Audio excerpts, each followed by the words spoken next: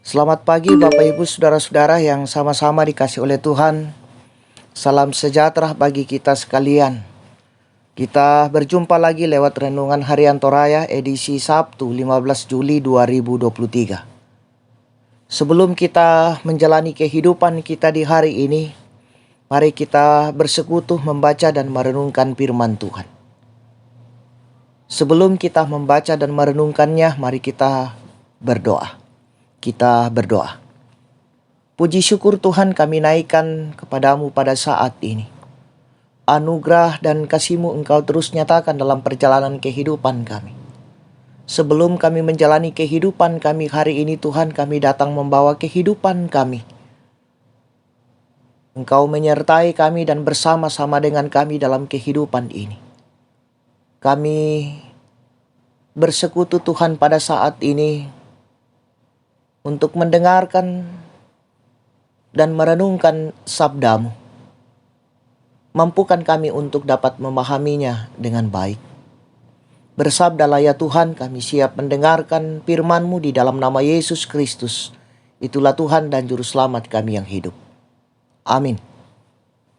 Bacaan kita pada saat ini dari kitab Obadja pasal 1 ayat 15 sampai dengan 21. Ayat yang ke-17 saya akan bacakan firman Tuhan berbunyi, "Tetapi di gunung Sion akan ada orang-orang yang terluput, dan gunung itu akan menjadi tempat kudus, dan kaum keturunan Yakub akan memiliki pula tanah miliknya." Amin. Sion tempat keluputan. Saudara-saudara, orang Israel menganut ajaran paham hukum.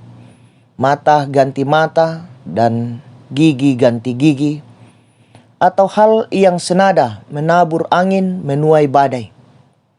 Ajaran ini menegaskan bahwa setiap perbuatan itu akan mendatang balas yang sama atau setimpal.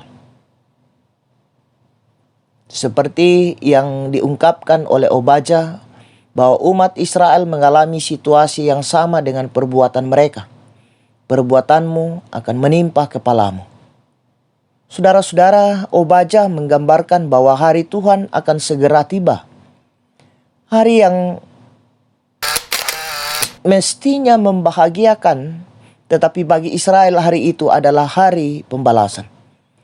Hari yang menakutkan. Pelanggaran kekudusan sebagai umat Allah akan membawa Israel pada situasi yang sulit.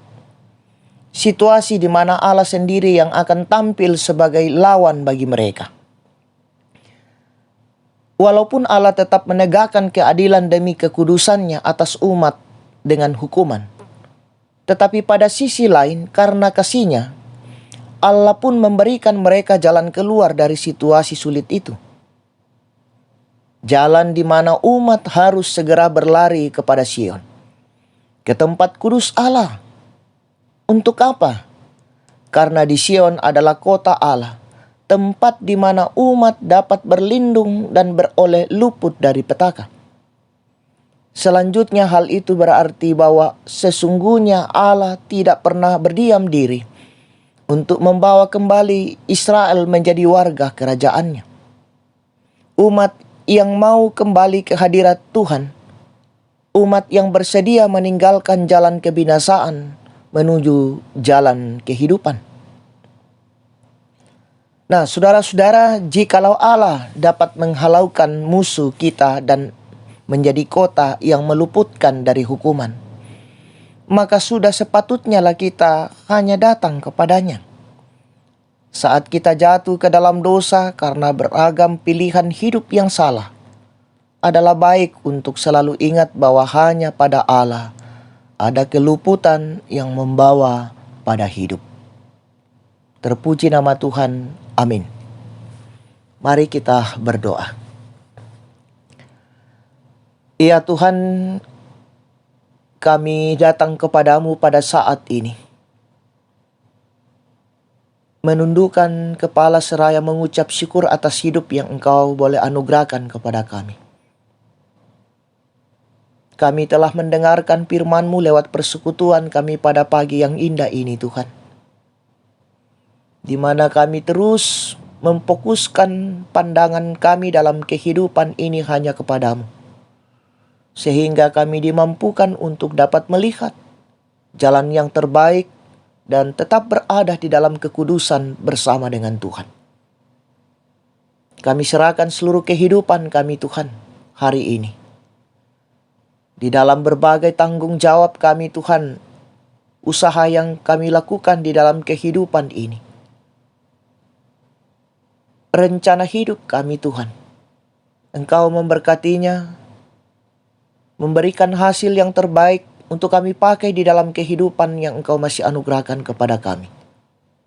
Oleh karena itu Tuhan, kami berseru Engkau memberikan hikmat dan kekuatan menopang kami dalam kehidupan ini, sehingga kami tetap kuat menyatakan tanggung jawab di tengah-tengah kehidupan ini. Seluruh hidup kami serahkan ke dalam tangan pengasihan-Mu. Ampunkan salah dan dosa kami. Di dalam nama Yesus Kristus, itulah Tuhan dan Juru Selamat kami yang hidup. Amin. Selamat beraktivitas, Tuhan Yesus memberkati.